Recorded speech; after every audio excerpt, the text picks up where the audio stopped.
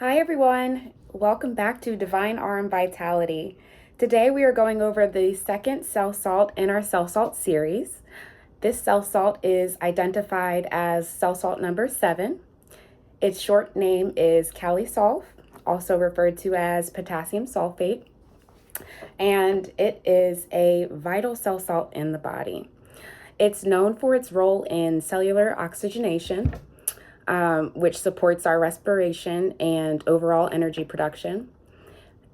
It's important because it carries transport of oxygen to the cells, ensuring that tissue receives adequate oxygen for energy production and metabolic processes. This salt is also crucial for maintaining healthy skin. It helps in the regeneration of skin cells and is often used to treat conditions involving the shedding of the outer layer of skin, such as eczema or dandruff.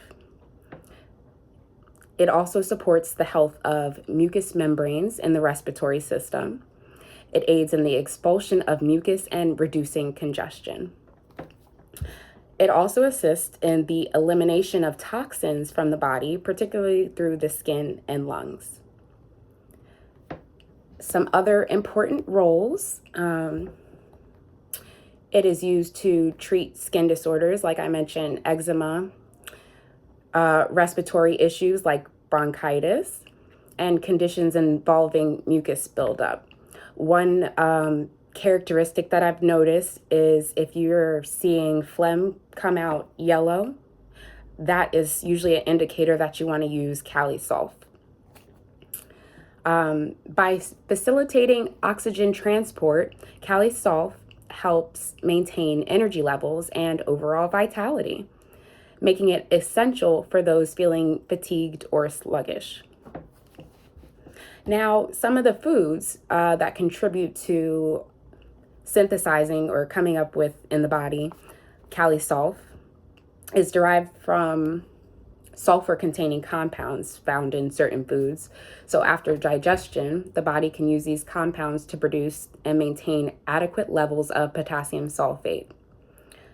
Foods rich in sulfur compounds that contribute to CellularHealth include cruciferous vegetables like broccoli, cauliflower, Brussels sprouts, cabbage, and kale.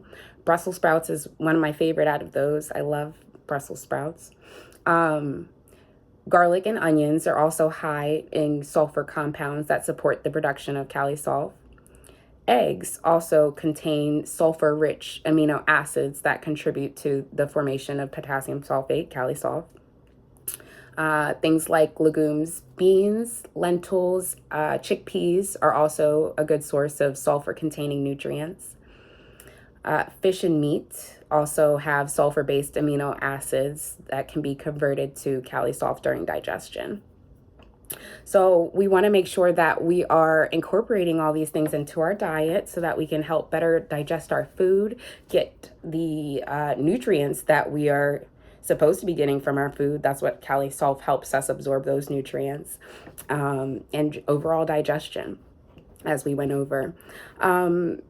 I've mentioned to you guys before that you can get these from your food, but you can also get it from things like this tablet form. This is my preferred company, Best Made Natural Products.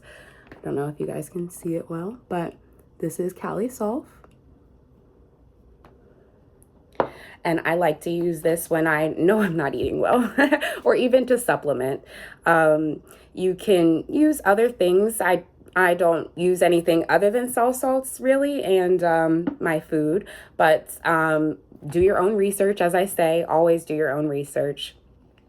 Make sure you're taking things that are good for your body. Make sure you're listening to your body.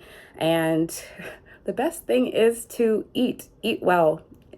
Eating a McDonald's Happy Meal or, what did I used to like? The bagels, the breakfast bagels, the steak, egg, and cheese bagel. That's not nutritious and that's not going to help you with your gut. It'll probably make it worse. But again, do your own research. I shared what usually works for me. I like salmon paired with Brussels sprouts and some rice. That's usually a really nutritious meal for me.